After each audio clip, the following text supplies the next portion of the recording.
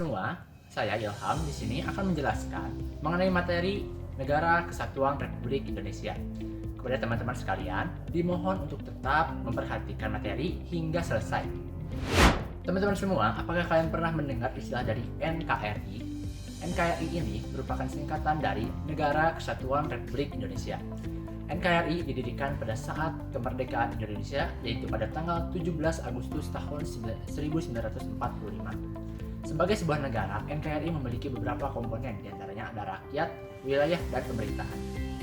Wilayah NKRI terbentang dari Sabang sampai Merauke.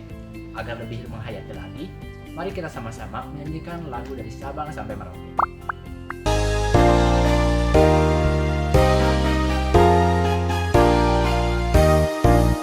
Dari Sabang sampai Merauke berjajar pulau-pulau, sambung menyambung menjadi satu, itulah Indonesia. Indonesia tanah airku, aku berjanji padamu, menjunjung tanah airku Indonesia.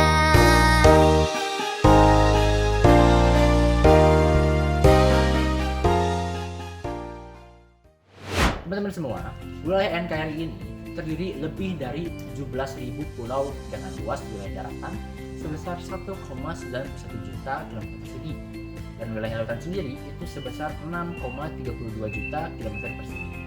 Wilayah lautan itu lebih luas dibandingkan wilayah daratan yang kita miliki, sebab negara kita dijuluki sebagai negara maritim.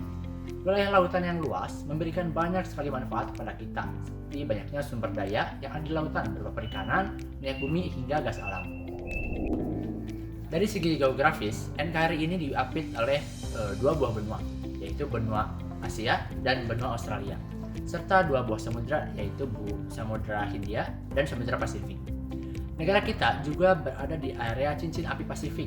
Itu sebabnya wilayah negara kita dikelilingi oleh gunung-gunung api aktif seperti Gunung Merapi di Jogja, Gunung Agung di Bali, Gunung Rinjani di Nusa Tenggara Barat. Nah, apakah kamu tahu kalau ada dua pulau di Indonesia yang mereka itu nggak punya gunung berapi aktif? Nah, pulau itu adalah Pulau Papua dan Pulau Kalimantan. Itu adalah dua buah pulau besar Indonesia yang nggak punya gunung berapi aktif di Indonesia.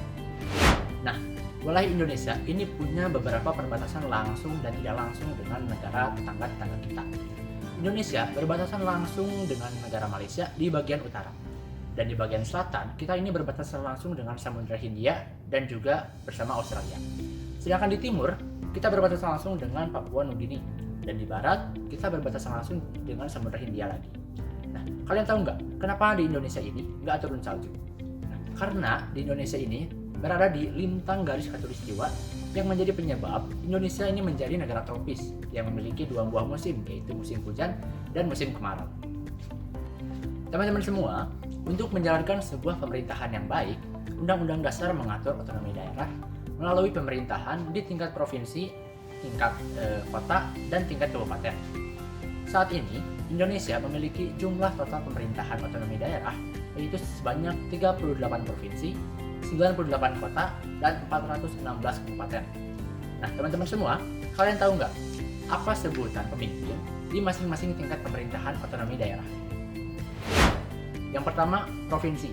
Provinsi itu dipimpin oleh yang namanya seorang gubernur, sementara kota itu dipimpin oleh seorang wali kota. Lalu kabupaten itu dipimpin oleh seorang bupati. Nah, semua pemimpin-pemimpin ini, baik itu provinsi, kota, ataupun kabupaten, mereka dipilih oleh rakyat melalui yang namanya pemilu atau pemilihan umum. Nah, pemilu ini diadakan setiap 5 tahun sekali. Nah, kalian tahu nggak? Ada sebuah provinsi di Indonesia yang gubernurnya adalah seorang sultan dan dia nggak dipilih oleh rakyat. Ya, nama provinsinya adalah Daerah Istimewa Yogyakarta. Yogyakarta ini dipimpin oleh seorang sultan dari Keraton Kesultanan Yogyakarta Hadiningrat. Seorang sultan tidak dipilih oleh rakyat, melainkan sultan itu naik tahta sebagai pemimpin berdasarkan garis keturunan. Teman-teman semua, sebuah negara itu memiliki bentuk yang diatur ke dalam undang-undang tertinggi di masing-masing negara tersebut. Negara kita atau NKRI memiliki sumber hukum tertinggi, yaitu Undang-Undang Dasar 1945 atau yang biasa kita sebut atau kita singkat itu UUD 1945. Nah, di dalam UUD 1945 ini, pada pasal 1 ayat 1 menyatakan bahwa bentuk dari negara Indonesia adalah kesatuan. UUD 1945 memiliki wewenang dan leluasa kepada pemerintahan otonomi daerah untuk menyelenggarakan pemerintahan sesuai dengan aspirasi dan pendapat dari rakyat mereka. Nah, sistem tersebut dinamakan dengan desentralisasi. Walaupun Indonesia memiliki sistem otonomi daerah, akan tetapi seluruh daerah otonom di Indonesia itu wajib untuk mematuhi segala peraturan dan keputusan yang dijalankan oleh pemerintah pusat.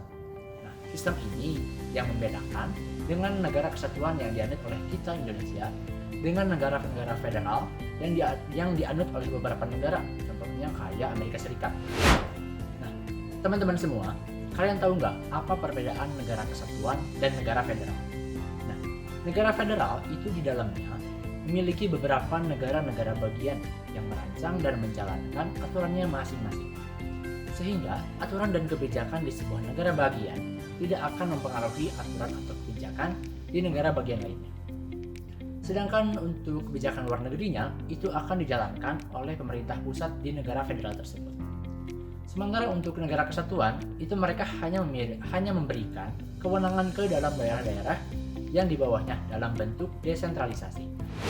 Teman-teman semua, sekian dari materi yang saya sampaikan mengenai Negara Kesatuan Republik Indonesia. Semoga dapat memberikan pengetahuan dan pemahaman buat teman-teman semua. Sampai jumpa!